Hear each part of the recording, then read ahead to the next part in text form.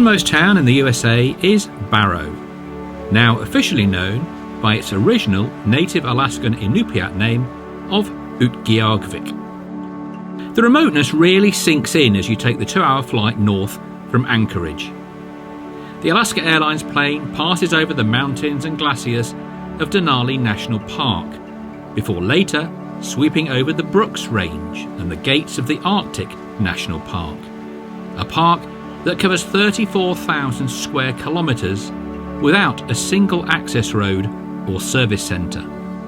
The mountains then drop down to the North Slope Borough, an area of tundra measuring 89,000 square miles, of which Barrow is the administrative centre.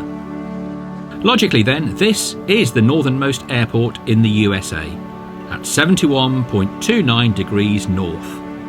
One that operates all year round despite mind-blowingly low temperatures in winter and constant storms blowing in off the Arctic Ocean. Our inbound Alaska Airlines flight flew out over the Chukchi Sea before turning 180 degrees and approaching the runway from the north. The airport is the lifeline for this town of around 5,000 people that has no road access and can only be reached by sea during the ice-free months of the short summer. In addition to the Anchorage flight, Wright Air Service operates to the other villages of the North Slope, like Wainwright and Point Hope. It is also a base for the US Coast Guard.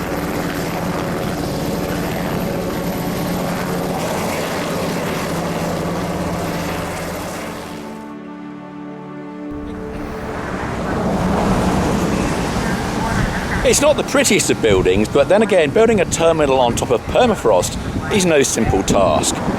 This building actually won an award when it was completed in 1998. It was a metal architecture design winner in the category of pre-engineered metal buildings.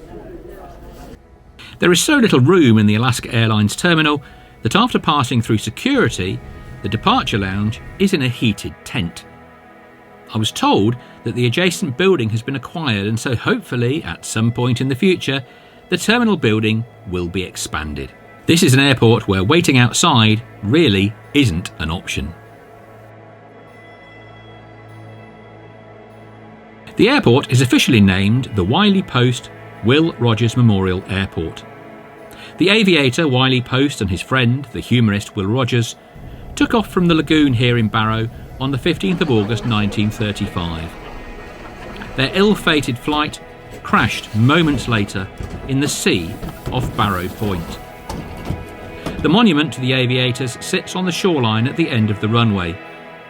I was going to walk to it, but was beaten by the temperature, which at the time was minus 40 degrees centigrade with wind chill. Well, the next surprise was that my camera then stopped working due to the extreme cold. You see, everything is a challenge here.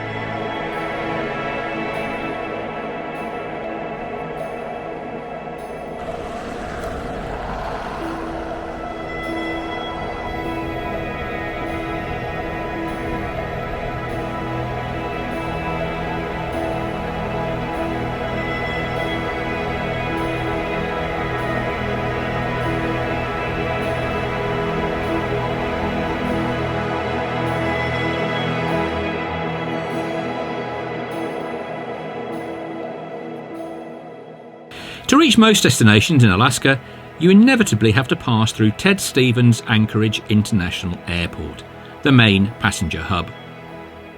Whilst its passenger figures are relatively low compared to most major cities in the lower 48th, this airport uses its northerly location to act as an important cargo hub through to Asia.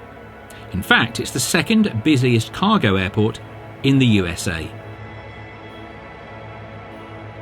To reach my next airport, I leave Anchorage again and fly in a northwesterly direction, eventually hitting the Bering Sea and the south coast of the Seward Peninsula.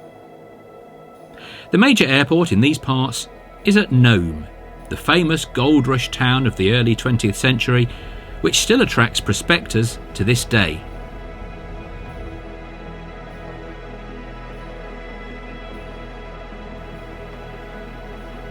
When you fly into Nome Airport, you're right on the site of the former Marks Air Force Base that was in operation from 1940 to 1950. During World War II, the fear of a Japanese attack on the mainland precipitated a large build-up of troops here. Nearly 2,300 airmen assembled in Nome, along with several tons of equipment and supplies. Russian soldiers were also a common sight in Nome during World War II, as they shuttled approximately 10,000 planes from the lower 48 through Fairbanks, Nome and ultimately to battle on the Western Front through what was called the Lend-Lease program. The airport is served by Alaska Airlines with a service to Anchorage. The other airline currently serving Nome is Bering Air, which has a separate terminal.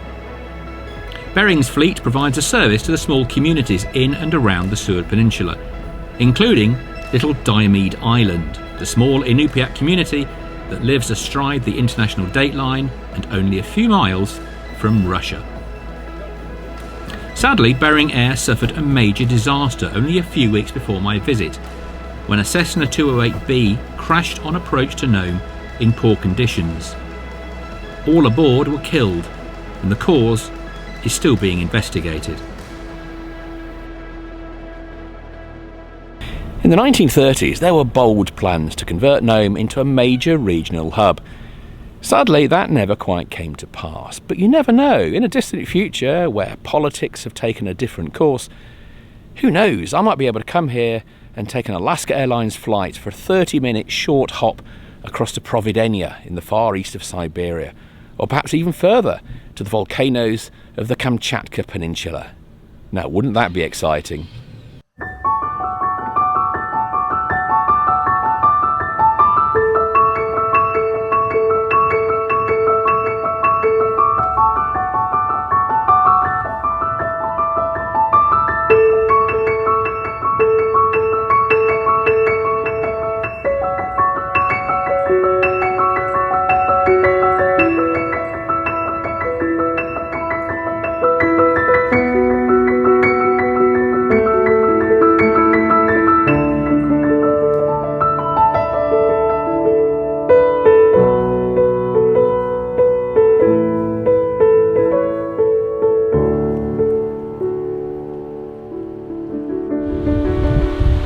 For my third airport, I've travelled to the other end of the state, deepest southeast Alaska. Ketchikan Airport is unique because you can only reach it by ferry.